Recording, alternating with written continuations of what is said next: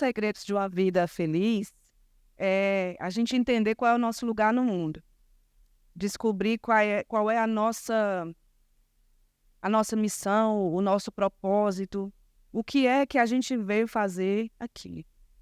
É ter uma vida que a gente viva todos os dias e, por mais que enfrente dificuldades, sempre ter a certeza de que tomou a decisão certa. Isso é muito difícil de conseguir. Essa tomada de decisão e encontrar esse lugar é muito difícil. E aí eu queria mostrar que essa menina, que sou eu, com 8 anos, tomou essa decisão e disse para ela mesma que ia ser escritora. Com 8 anos de idade, ter certeza de alguma coisa assim é muito desafiador. Ainda mais uma profissão que praticamente não existe. Não existe uma faculdade para ser escritor, uma formação, um diploma, uma prova. Não tem prova da OAB, não tem residência médica. É uma profissão inventada que se constrói no seu próprio caminhar.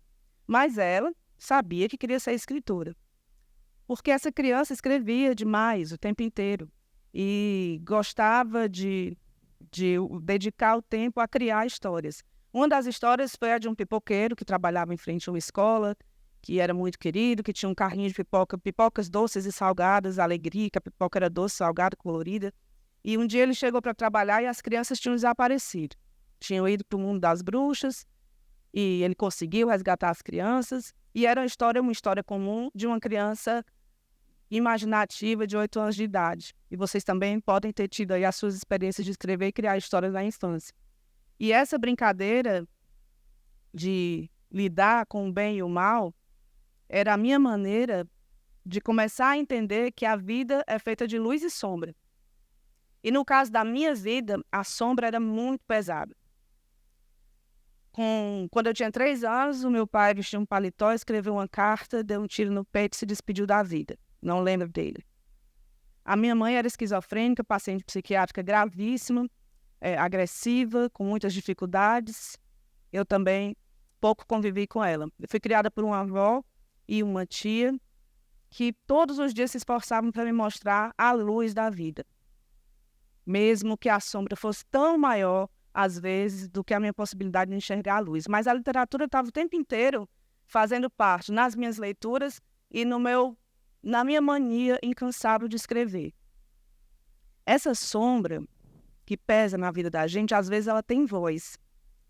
E essa sombra me dizia que eu não ia conseguir ser escritora.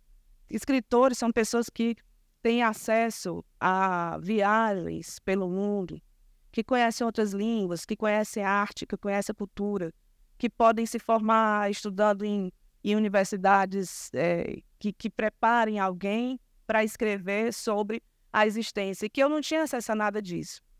Eu tinha uma vida bastante difícil. E essa sombra me dizia uma outra coisa. Todo filho de paciente psiquiátrico tem uma grande chance de ter a mesma doença.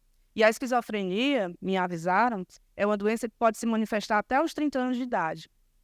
Então, a minha vida, até os 30 anos, era uma bomba relógio. O tempo inteiro, eu podia acordar qualquer dia e me ver transformada em uma outra pessoa, em perder tudo que eu era. E isso foi o meu compasso de espera até os 30 anos.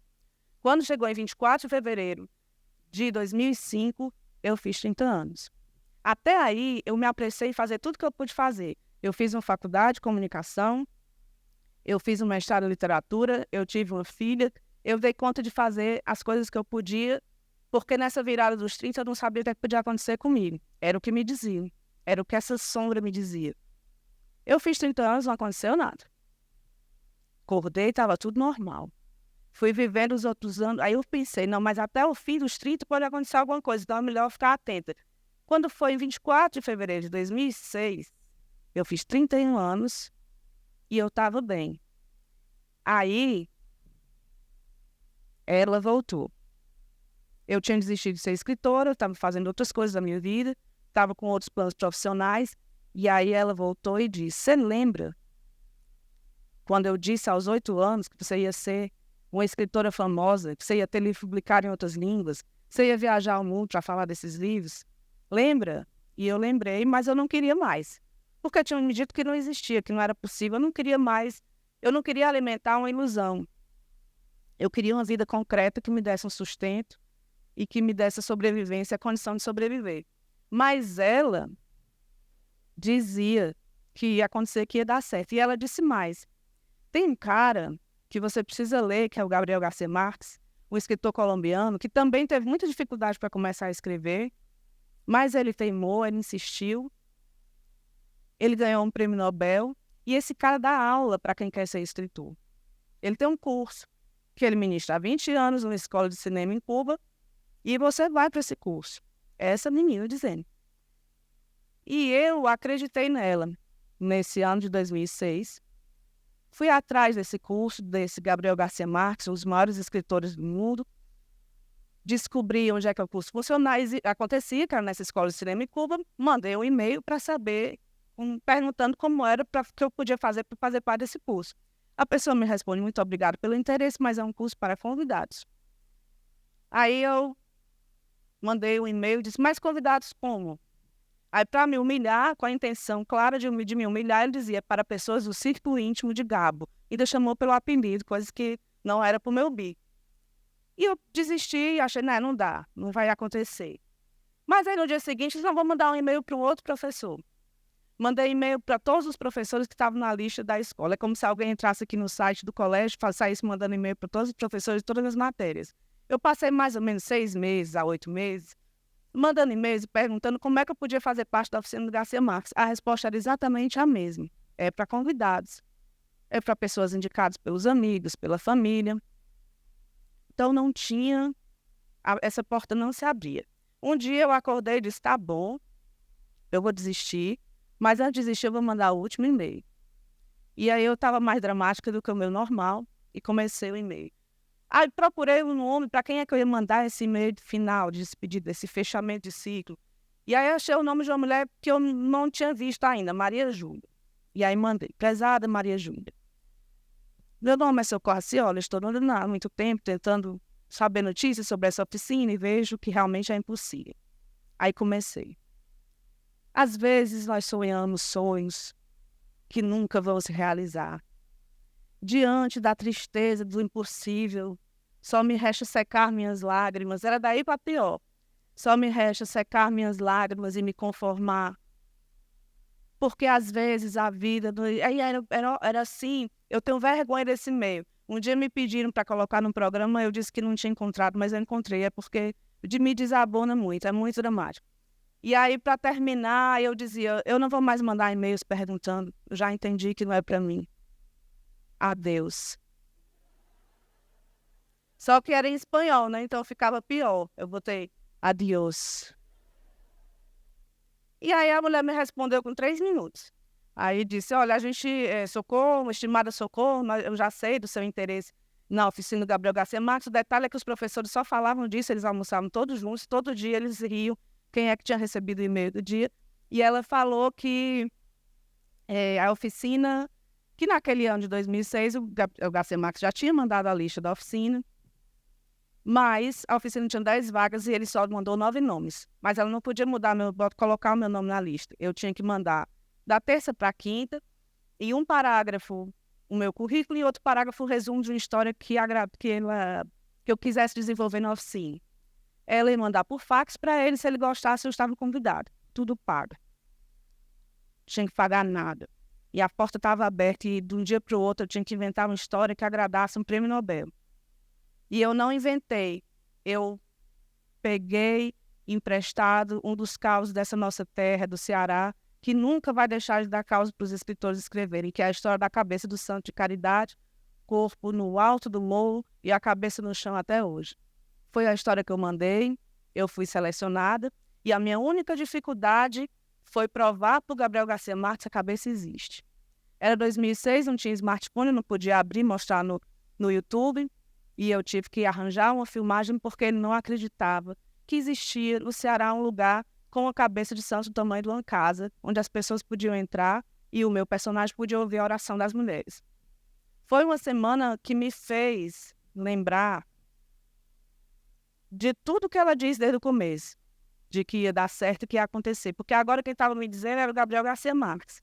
que eu tinha levado a melhor proposta de história e me fez prometer que eu ia escrever esse livro. Depois dessa oficina, a minha vida mudou completamente. Eu ganhei o Prêmio Jabuti, esse livro foi publicado nos Estados Unidos, na Inglaterra, na França.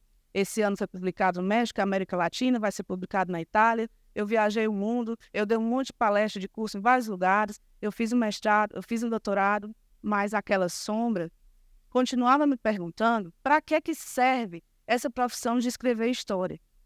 Para que serve ficar inventando história de bailarino fantasma, de menina que chora e quando chora chove, e de uma cabeça de santo, e de gente que escuta reza, e de oração para desaparecer? Para quê? Se o mundo precisa de outras coisas mais concretas. Para que escrever num país com uma educação tão precária, com um número de analfabetos ainda tão grande? Para que serve essa profissão besta? E eu não tinha resposta. E eu pensei de novo em desistir, em fazer concurso, fazer o que as pessoas dizem que é o certo para se fazer.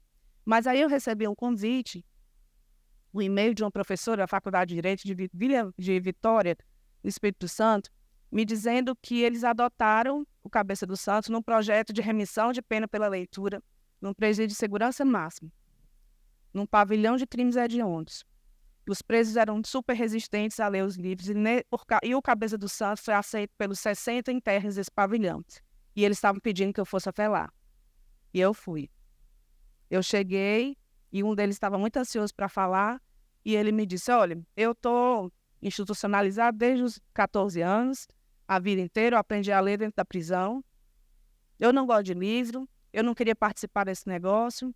Mas aí o meu colega, e apontou para o colega, estava na cama dele rindo com esse livro amarelo da senhora da capa feia. A senhora que fez essa capa? Eu disse: não foi, mas a capa é muito feia. Eu disse: eu concordo, eu acho a capa linda, mas eu não estava em condição de discordar do rapaz. Naquele contexto, eu achei melhor concordar. É horrível, essa capa é muito feia. Faça uma capa melhor, vou fazer. E ele disse: aí eu olhei para aquele livro da capa feia e perguntei: por que ele está rindo? Aqui ninguém ri à toa. E ele me emprestou o livro. E eu li a primeira página e entendi. Li a segunda página e entendi. Li a terceira, a quarta, a quinta, só parei de ler porque apagaram a luz do pavilhão. Eu fui dormir, fechei os olhos e aquelas palavras ficavam na minha cabeça. E aí, nesse dia, o meu cérebro acordou. E agora o meu cérebro está acordado pela primeira vez. E eu li o livro 5 vezes. Ele sabia mais o livro do que eu. Ele dizia coisas que eu tinha esquecido que eu tinha escrito. E aí, desse dia em diante, essa sombra que perguntava para que serve essa profissão besta de inventar a história, nunca mais abriu a boca e nunca mais teve espaço para contestar nada do meu trabalho. Esse trabalho de criar histórias, de chegar em pessoas que a gente nunca imaginou que ia chegar, ele continua todo dia me respondendo que a literatura e que a escrita e que o trabalho do escritor é fazer uma ponte com as pessoas, é criar uma ponte com esse leitor.